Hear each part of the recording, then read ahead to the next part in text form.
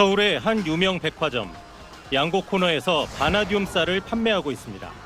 바나듐 혈당을 강화시키는 거예요. 혈당이 이제 더 이상 이제 올라가지 않아요. 근데 이거 많이 사가요, 사람들? 요즘 제일 많이 나가요.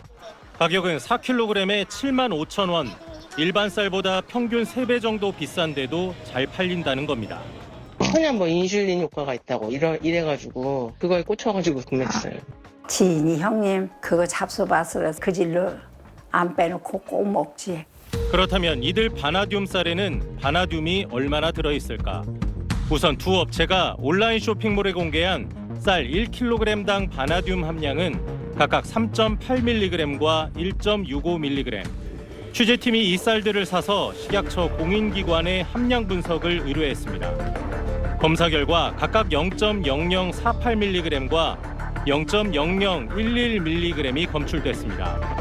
업체 측이 공개한 함량의 각각 0.1%, 0.06%에 불과합니다. 지금 뒤집어졌어요. 이거 지금 장난 아닌데 이거. 어머 여태까지 소금 기분이야 지금. 두 업체는 자체 검사한 결과를 취재진에게 공개했는데 함량이 일정하지 않았습니다. 한 홈쇼핑에서 불티나게 팔리고 있다는 또 다른 제품. 저희 2달 만에 무려 얼마요? 50만 봉. 50만 봉이에요. 엄청납니다. 가장 핫한 쌀이고요. 바나듐 바나듐도? 검출 테스트 완료했고요. 네. 취재팀이 이 제품을 검사 의뢰한 결과 검출된 바나듐 함량은 0.08mg. 앞선 두 제품보다 많이 나오긴 했지만 쌀 1kg당 0.000008%에 불과합니다. 업체가 제시한 바나듐 함량으로 계산해도 0.0001%입니다. 거의 극소량이네. 그럼 이렇게 비싸게 팔면 어떡해? 또 다른 제품은 바나듐 함량이 57mg 들었다고 표기돼 있지만 취재팀의 검사에선 10%도 안 되는 5.38mg이 나왔습니다. 바나듐 쌀은 이런 논에다가 이 드론으로 바나듐 용액을 뿌리거나 아니면 수확한 벽실을 나중에 가공하는 방식으로 만드는데 이게 공산품이 아니다 보니까 제품마다 함유량의 차이가 나는 걸로 보입니다. 문제는 바나듐 함량을 제품에 표기하지 않거나 다르게 표기해도 현행법상 문제가 없다는 겁니다. 쌀은 자연상태 식품이어서 식품표시광고법상 관련 규정의 적용을 받지 않기 때문입니다. 앞서 보셨듯 시중에 팔리고 있는 바나듐 쌀은 광고된 것보다 함유량이 턱없이 적었습니다. 그렇다면 업체들이 홍보하는 것처럼 이 쌀을 먹으면 정말 혈당이 낮아지는 효과가 있긴 한 걸까요? 계속해서 박세용 기자가 보도합니다. 바나듐 쌀 업계는 이 제품을 처음 출시한 2019년부터 지금까지 혈당 강화, 당뇨 치료 쌀 이런 광고 문구로 판매량을 늘려왔습니다. 광고처럼 효과가 있는지 업체 측에 물었습니다. 한 업체는 혈당이 내려갈 수 있다며 가능성만을 강조했고 또 한 업체는 당뇨 예방과 치료 효과를 주장하지 않는다고 했습니다. 또 다른 업체는 답변하지 않았습니다.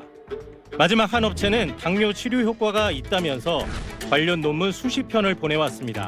하지만 전문가의 설명은 달랐습니다. 연구했는데 질이 낮다는 거죠. 참여자 수가 작다든지 진행 기간이 좀 단기간이라는 부분, 그리고 일관성 있는 데이터가 좀 부족하고 장기적인 안전성과 효과에 대한 충분한 연구가 안 돼 있어서 바나듐 쌀로 혈당을 떨어뜨린다는 주장은 적절치 않다는 겁니다. 휴먼 스타디도 있고 그다음에 동물 실험도 있는데 이제 결론은 물론 이제 바나듐을 당뇨 치료제로 사용할 수는 없거든요. 소비자들 반응을 들어봤습니다.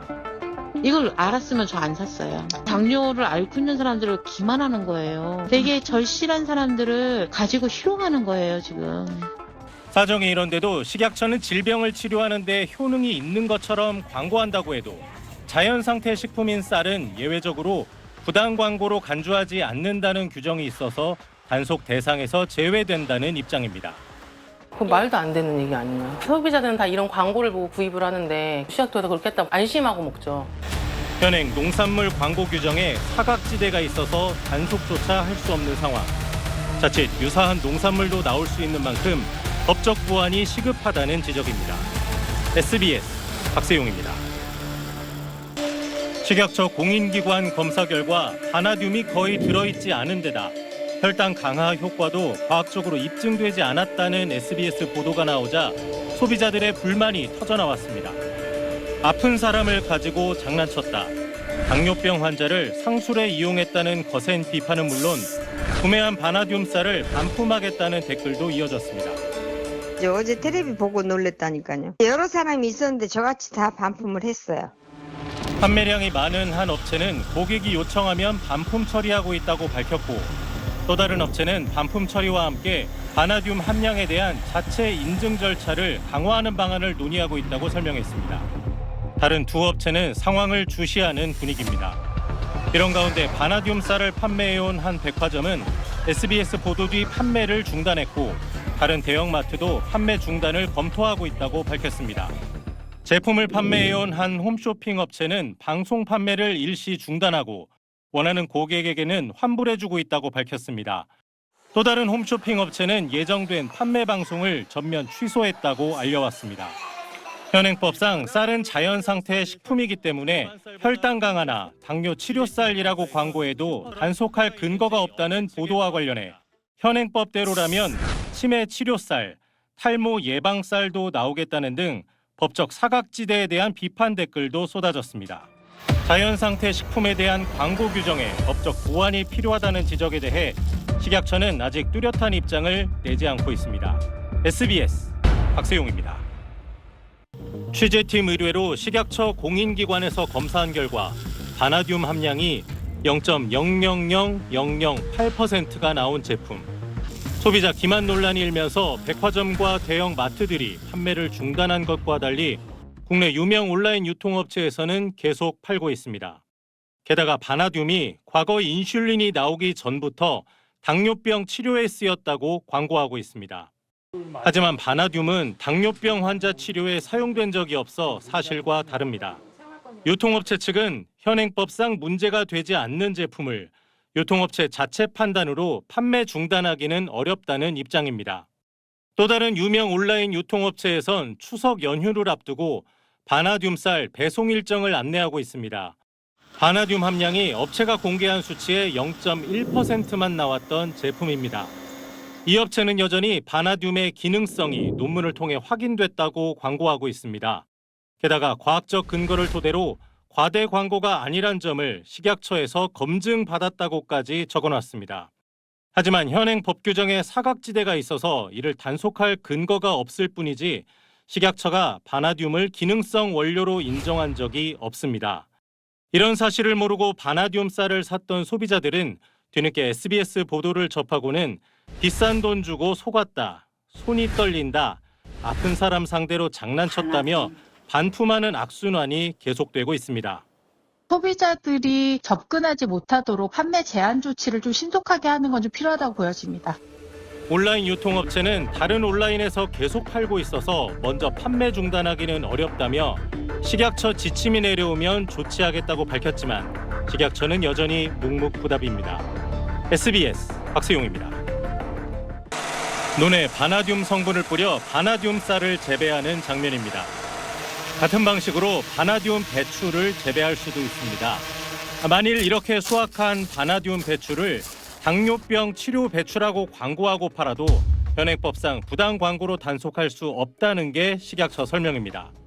그렇다면 일반 배추를 바나듐을 넣은 소금물에 절여 당뇨병을 치료하는 절임 배추라고 팔거나 또는 바나듐 배추를 양념에 버무려 혈당 강화 김치로 팔면 어떤지 식약처에 물었습니다. 식약처는 단속 대상이라는 취지로 답했습니다. 결국 똑같이 당뇨병 치료라고 광고해도 배추는 자연상태 식품이라 단속에서 제외되고 절임 배추나 김치만 단속할 수 있다는 얘기입니다.